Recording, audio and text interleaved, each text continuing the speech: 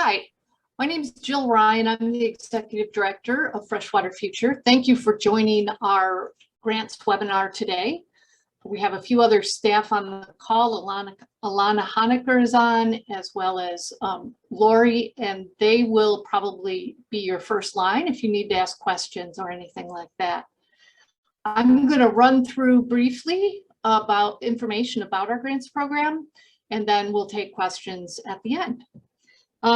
So this program is called our Project Grants Program. It's meant to fund on-the-ground activities around protecting water resources. It can be anything from drinking water to streams, lakes, wetlands, and groundwater. And it does have to have an advocacy component. So we like to define that.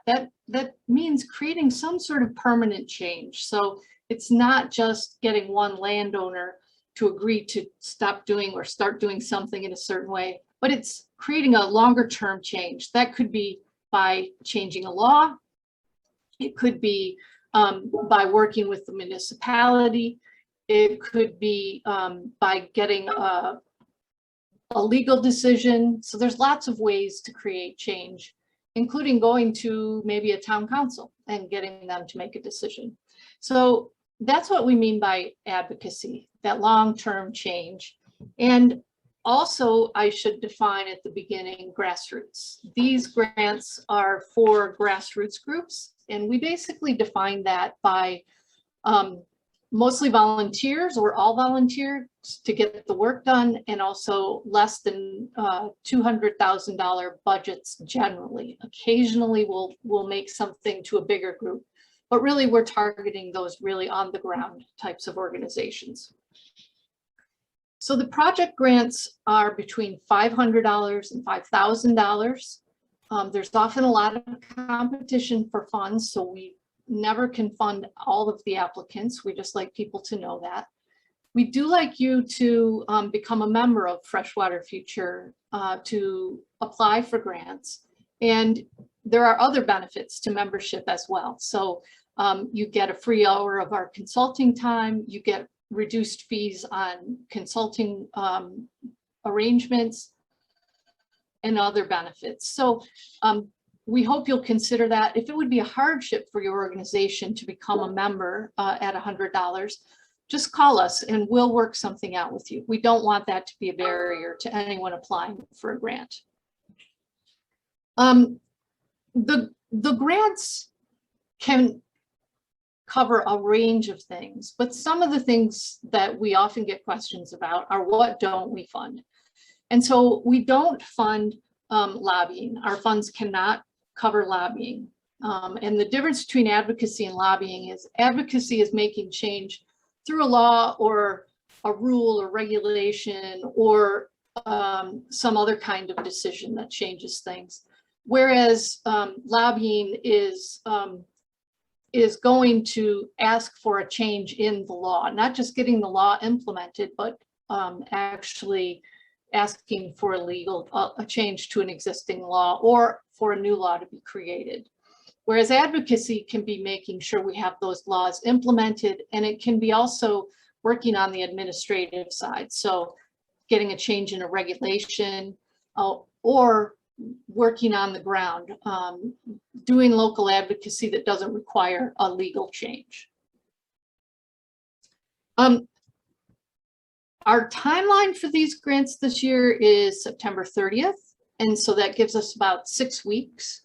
We hope that you'll call us and talk through your project idea, because we really hate to waste your time.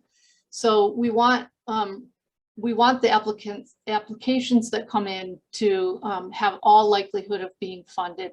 So please do take advantage of that. You can talk to Alana or Lori, and if you have a more complicated question, they'll probably forward you along to me, and we're all happy to talk to you. Just a little bit about Freshwater Future generally. We're an organization in both Canada and the United States.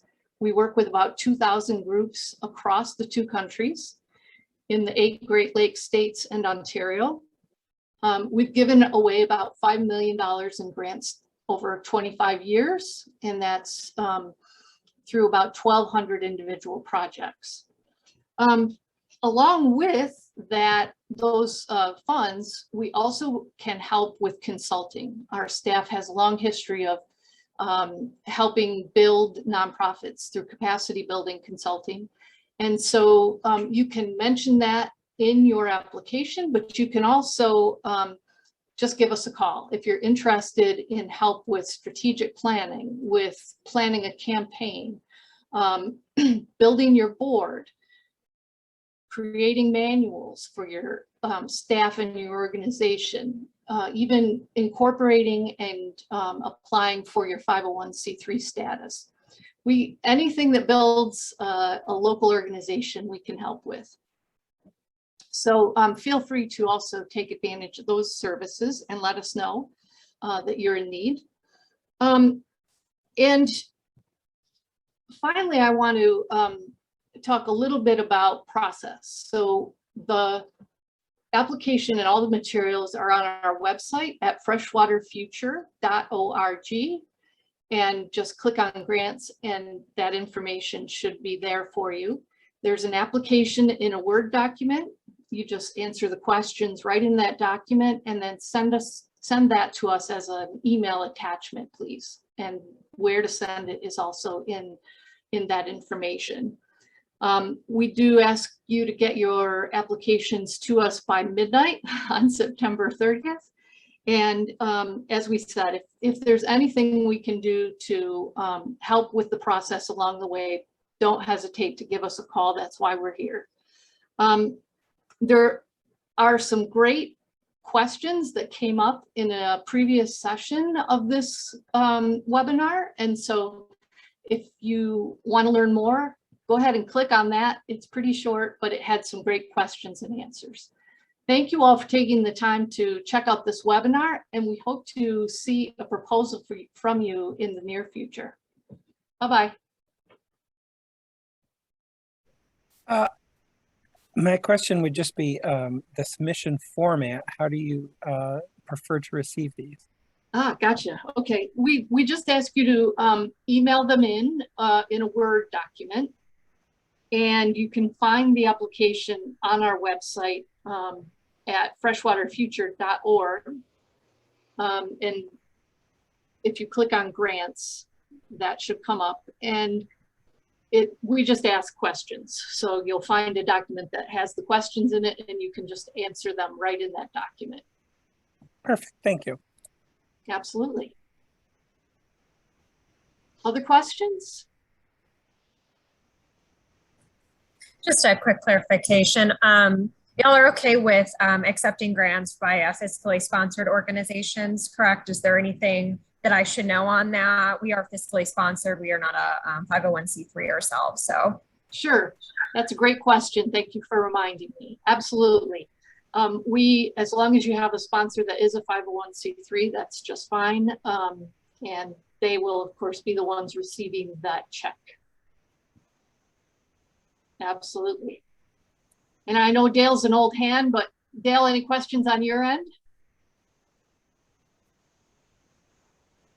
Good morning again, Jill, and the staff from Freshwater and all the new faces.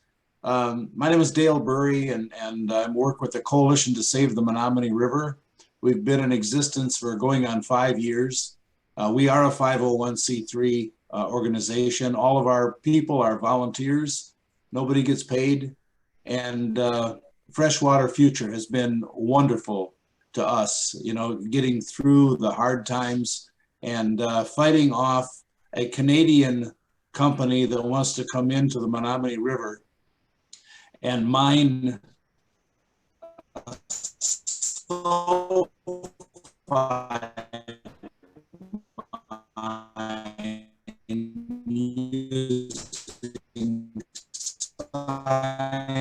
Gail, you're breaking up pretty badly. And of course, acid mine drainage would definitely injure our river. So we've been at this a while, but you know, it goes on with, okay, let me kill a video. Okay, let's try this. Is that better, Jill? It is, thank you. Yeah. Okay. What's coming forth is Aquila has already submitted mining. Oh, we lost him completely. All right. Well, let me just check in with Kate and Ashley. Any other questions from either of you? I do Yeah, have one Kate. other question. You mentioned that you don't typically fund organizations that are a little bit larger. And then Ashley's question about the fiscal sponsor got me wondering. So we are a little bit larger organization, but we lead some coalitions, and there are smaller organizations there, including some that don't have their 501c3. So I assume that that prohibition is really meant towards the organizations that are applying directly. But in a fiscal sponsor situation, if, for example, a smaller organization that was unincorporated wanted to apply and we were their fiscal sponsor, that would be acceptable, I'm assuming? Oh, yes, absolutely. The fiscal sponsor can be any size. Wonderful, thank you. Yeah, thank you. Before you all go, I just want to introduce our staff that you might get on the phone if you do call. Alana, would you introduce yourself? Hi guys, my name is Alana. I am currently living in Minneapolis, and I just graduated from the University of Minnesota with a degree in environmental policy. And I started in May full-time with Freshwater Future. Thank you, Alana. And Alana is our grants associate. And Lori, would you introduce yourself? Sure. I'm Lori, and I've been with Freshwater for a couple of years, and I'm the grants specialist. So when you send the grant, it will be coming to me, and I will process and manage it for you and hopefully answer any of your questions. Look forward to hearing from you both. All three of you, sorry. I know Dale too. I know I'll hear from Dale. And I'm Jill Ryan. I'm the executive director, and I still oversee the grants program. So you may get, if you have a question that somebody has trouble with, you may talk to me too, which I always enjoy. So we're happy to take those questions. There's about 6 weeks left before the deadline, so that's good. There's plenty of time. But as you develop your idea, it's great to just run that by us, and we're always happy to do that. Lori, anything else you can think of? I don't think so. I think you covered it pretty well. All right. Well, the only other thing I would say is that I think there are still questions on the grant application about our consulting service. So for those of you that are smaller, we also offer consulting from our staff. So we have over 100 years of experience running nonprofits among our staff. And we provide consulting on things like strategic planning, board development, strategy planning for a campaign, anything you can think of that would build a nonprofit. We help people actually to incorporate and to get their 501c3 status. So if you're interested in any of those services, if those could help alongside a grant, please do include that in your application, because we're happy to do that. There is a matching fee. So the way it works is we ask everybody to be a member to apply for our grants, which you can do on our website. If membership is a hardship for an organization, just let us know and we'll work with you. So that should never be a barrier.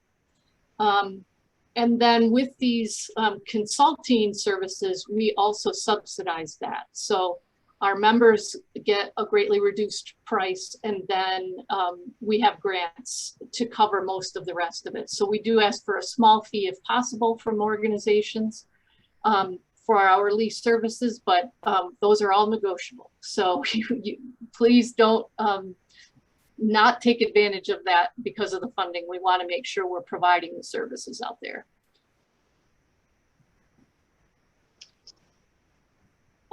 Any questions on that? Quick Yeah. question. So you said you can include that within the grant request, or you could also do like a separate, You can do it either way. In fact, Okay. you can just call us if you want to and talk to us about a consulting need, and what we do is work with you to understand what your needs are, and then we develop a specific proposal for you that outlines how many hours we think that would take and any costs associated with it, and we give you that to consider. Great. Thank you so much. Sure. All right. Well, if you don't know, Freshwater Future, our whole goal is to help protect the waters of the Great Lakes by protecting the individual communities. And so we work with about 2,000 communities, both in Canada and the 8 Great Lakes states. And we are so happy to be able to continue to give grants. So this is one of our favorite projects. And we always look forward to getting applications for all of our grant programs. We have a few others. One is an emergency program, which we call our special opportunity grants. Those are really small, just up to $500, but we can turn those around within 2 weeks if there is a burning need on the ground for something. We also have communications grants, and those are for both large and small groups. So those are on our website. Those have passed for the year, although special opportunity grants are still open. And then as opportunities arise, we also come up with new grant programs. So now that you've registered, we'll send you those materials unless you tell us to stop as they come out, just so you can be aware of what's happening and when our deadlines are. All right, well, that's all I have for you today. I really appreciate your time, especially given the short turnaround on that link today. But thank you for all the great work you're doing. And we hope to hear more from you in the coming weeks. Thanks, Jill. Jill, Really looking forward to Do- it. Bye-bye. do we have audio back yet, Jill? Yes, you do, Dale. Hi there. Oh, okay, hi. I'm sorry. My Wi-Fi is playing lazy today. Understandable. Yeah. I just wanted to let everybody on the call know that that Freshwater Future has been an enormous help for us and with the coalition. They're a strong agency. They offer, they're one of our mentors, and I strongly suggest you get involved with them. And they've got so many talented people that bring you along to expand your organization and to manage your organization. So I highly recommend them. The other thing I was going to mention, just for the Freshwater Futures folks and the folks on the call, is that our plight has not stopped. The Aquila people are threatening to submit 5 new mining applications by the end of 2021. Wow. So yeah, and we've got a guy, Great Lakes Exploration has made application to the state of Michigan Mineral Leasing Division to get another lease. We just put a call to action button on our website last night.